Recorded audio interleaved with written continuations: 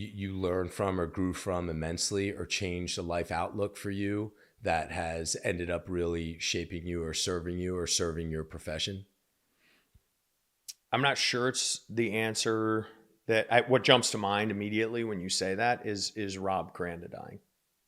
It's just like, it's not, I guess, a failure of anybody's, but, Can you, for me, uh, Rob was one of my college roommates, as you know, one of my closest friends. And we had planned, I was living in South Africa at the time, and we had planned to go climb Kilimanjaro together. It was the trip of a lifetime. We were going to meet and do this hike up Kilimanjaro with our group of friends from college.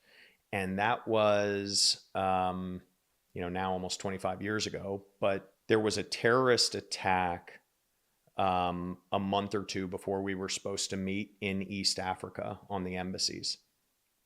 And the US issued a travel warning and said, you can't go, or we advise against going to Tanzania or Kenya. And so we canceled the trip. And, we said, we'll do it next year.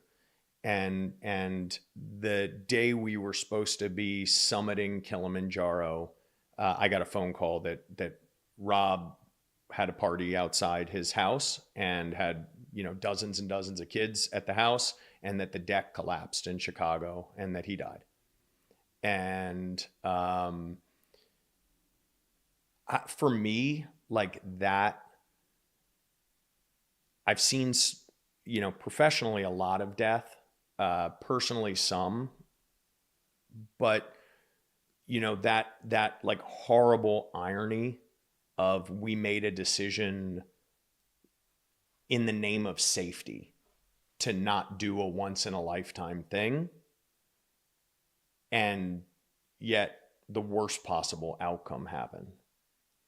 I think for me, that moment, that experience, I think about it all the time, and I think about how what I do in work about making the most of my time, what I do in the lab about taking risks and studying things that matter, not things that don't. I think about it raising kids, about how much we really can and should be protecting kids from any sort of risk and discomfort they may have. I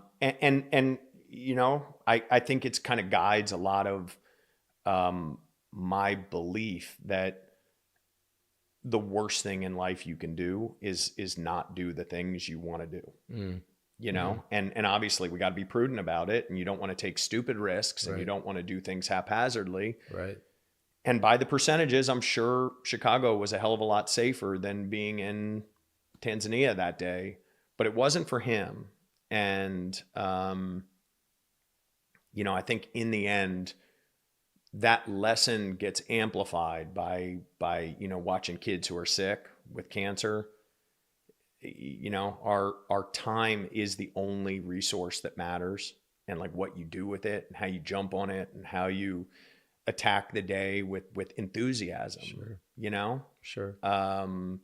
With this idea that there is going to be a time in all of our lives that our health is gone, that our ability to go do stuff, and we don't sit there and think it. We don't appreciate it when we wake up, when your back doesn't hurt when you wake up. Right.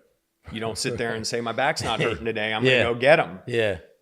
And like, I just, so I think that event, and trying to really appreciate, what cancer does is in the cancer side is it shortens that clock for a lot of people, and we're all on a clock.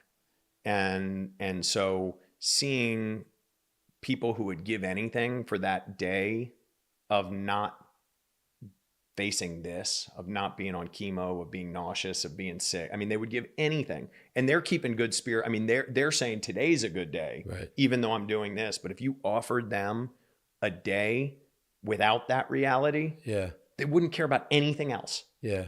They wouldn't care about how much money they made. They wouldn't care about who said what to who. They wouldn't care about, like, they would take that day and trade anything for it. That's right.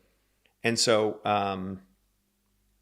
I don't know. None of us do it perfectly, but I certainly try and, you know, when the day-to-day stuff is sort of weighing heavily, I think that event and subsequent events really kind of sit with me. And how does that translate into the kids and how you raise them? I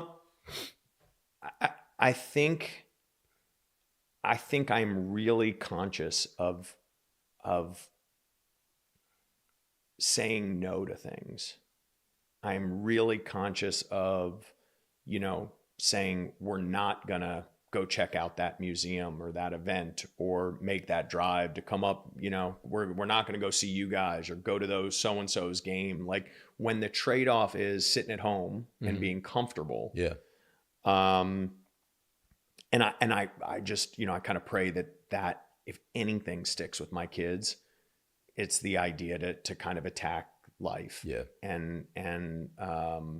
And really get after it and appreciate it and all the stuff that is working. And, you know, that kind of old statement of sort of, being the thermostat, not the thermometer, you know, well, what's that?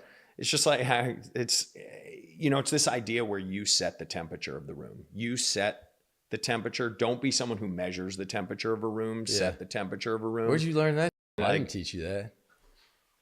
And I think this idea that you can be that thermostat to your day, Definitely. you can set it and it's going to go that way. Yeah. Rather than just kind of being someone who, hey, they're complaining, I'm going to complain. Like you're not going to buy into it's a bad day because of. Sure. No, I like that, man. So I don't know. I mean, we'll see. You know, we'll see if the kids pick it up, and we'll see if and you know, we'll see if we can live it every day. Straight up. You know, it's Straight not. up.